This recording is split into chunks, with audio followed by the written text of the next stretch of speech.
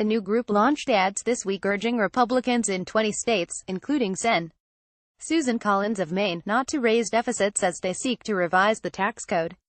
Tom Williams CQ Roll Call. Texas billionaires John and Laura Arnold are bankrolling a new lobbying effort aimed at leading lawmakers away from the temptation of a tax overhaul that would increase deficits. Citizens for Responsible Tax Reform launched print advertisements targeting Republicans in 20 states Thursday, including Kentucky, the home of Senate Majority Leader Mitch McConnell and Sen. Rand Paul.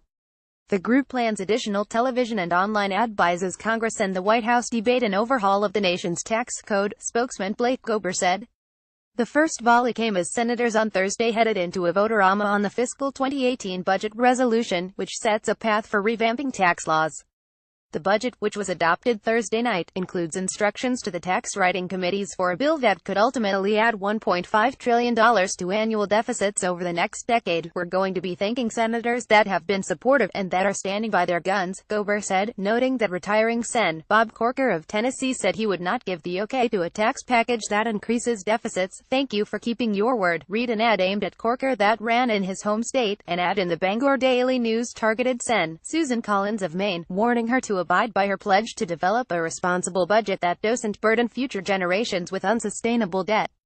She recently announced that she would skip a race for governor and instead remain in the Senate. Both Corker and Collins voted for the budget resolution Thursday. We are going to call on senators. If they don't keep their promise, we'll call them out to make sure their constituents know, Gober said. Rory Cooper, through his firm Purple Strategies, is advising the new Citizens for Responsible Tax Reform group, Gober said.